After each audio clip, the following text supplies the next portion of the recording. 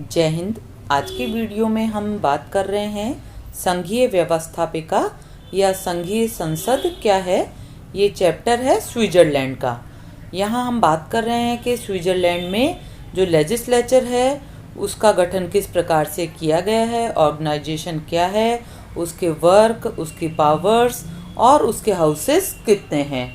सबसे पहले आता है कि संघीय संसद है जो स्विट्ज़रलैंड की, उसके 2 सदन है, द्विसदनीय व्यवस्थापिका है।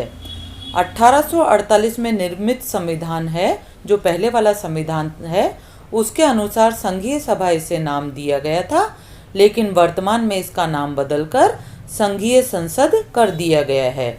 वर्तमान में इसके 2 सदन है, वो है हाउस ऑफ रिप्रेजेंटेटिव और सीनेट। ये दोनों सदन सेम अमेरिका की जैसे ही है। अब बात करते हैं इसके कंपोजिशन की। संविधान के अनुसार जो हाउस ऑफ रिप्रेजेंटेटिव है इसके सदस्यों की संख्या, मेंबर्स कितने हैं, 200। प्रत्येक कैंटन से एक निर्वाचकीय जिला होता है वो, और प्रत्येक कैंटन के द्वारा अपनी जनसंख्या के आधार पर प्रतिनिधि भेजे जाते हैं। लेकिन इसके साथ ही कंडीशन ये है कि जो कैंटन्स है, कैंटन का मतलब यहाँ पर राज्य है, तो प्रत्येक कैंटन मिनिमम एक कैंडिडेट तो इसके लिए भेजता ही है। आगे है कि जनसंख्या के आधार पर प्रतिनिधित्व की व्यवस्था होने के कारण जो कुछ बड़े कैंटन्स है वहाँ पर तो बहुत अधिक मेंबर्स आते हैं, जैसे 32 और 31। लेकिन जो कैंटन्स छोटे हैं वहाँ से मिनिमम एक प्रतिनिधि ही शामिल किया जाता है। इसके जो प्रतिनिधि भेजने का टाइम है वो प्रति 4 वर्ष के बाद वापस से चुनाव होते हैं। चुनाव प्रणाली की बात करते हैं तो स्विट्ज़रलैंड में 18 वर्ष से ऊपर के प्रत्येक स्त्री पुरुष को, नागरिकों को मतदान का अधिकार प्राप्त होता है। विशेष बात यह है कि स्विस नागरिक जिसे मताधिकार प्राप्त है वो प्रतिनिधि सभा, संघीय सरकार या संघीय सर्वोच्च न्यायालय, इनमें से किसी की भी सदस्यता प्राप्त कर सकता है। इस संबंध में जो प्रतिबंध है वो ये है कि वो एक साथ इन तीनों की सदस्यता ग्रहण नहीं कर सकता, बल्कि किसी एक की ही कर सकता है। नेक्स्ट जो हाउस है इसका वो है सीनेट।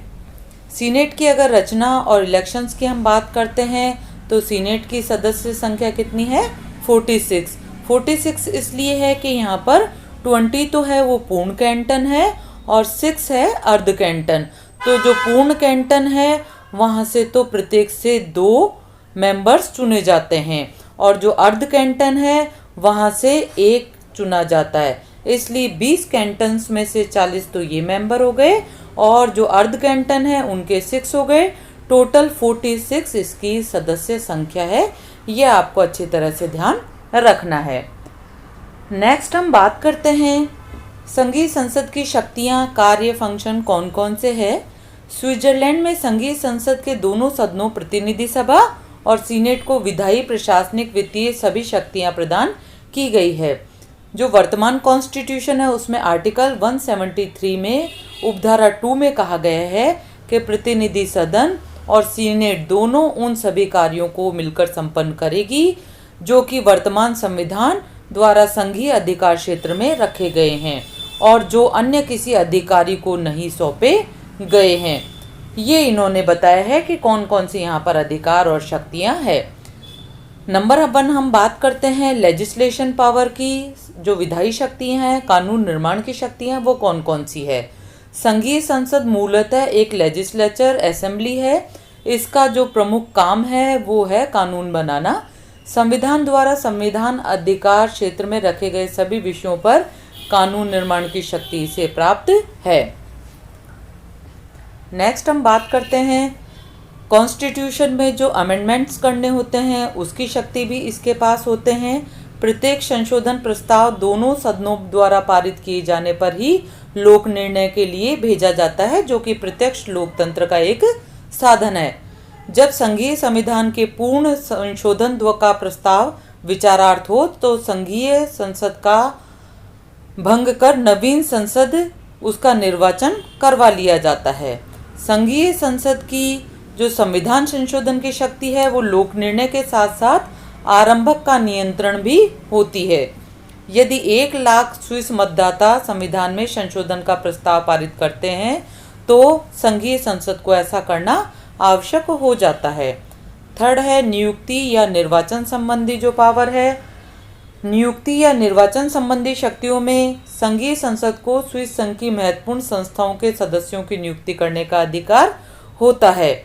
उसे संघीय परिषद व संघीय न्यायालय के सदस्यों, संघ के चांसलर, संकटकाल के मुख्य सेनाध्यक्ष आदि को चुनने का अधिकार होता है। इसी प्रकार से वो कई अध्यक्ष, उपाध्यक्ष और कई सदस्यों को भी वो चुनती है। नेक्स्ट है कार्यपालिका संबंधी शक्तियां, एग्जीक्यूटिव पावर्स है। संघीय संसद मूलतः एक विधायी निकाय है, इसलिए इसे कार्यपालिका के क्षेत्र में भी व्यापक शक्तियां प्रदान की गई है। अब वो कौन कौन सी शक्तियां हैं? नंबर 1 है वैदेशिक संबंधों का संचालन और अंतर्राष्ट्रीय संधियों के संबंध में भी इसको आर्टिकल 166 में शक्तियां प्राप्त है।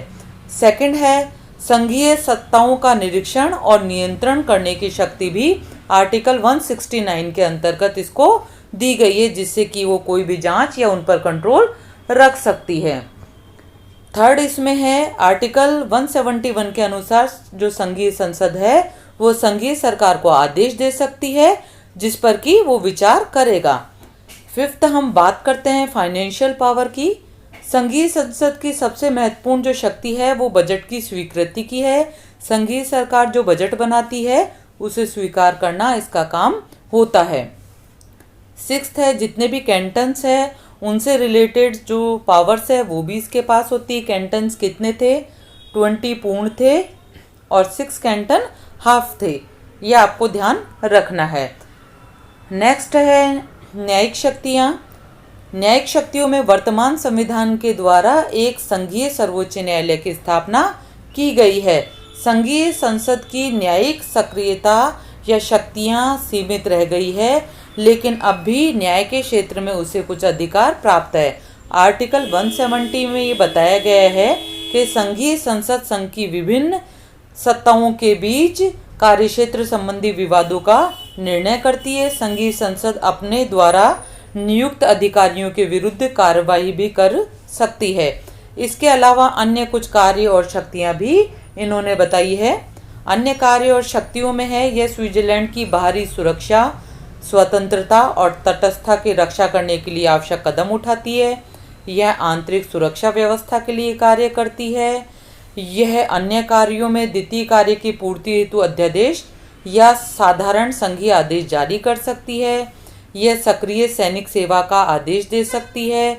यह राज्य की सभी गतिविधियों के आयोजन में सहायता देती है।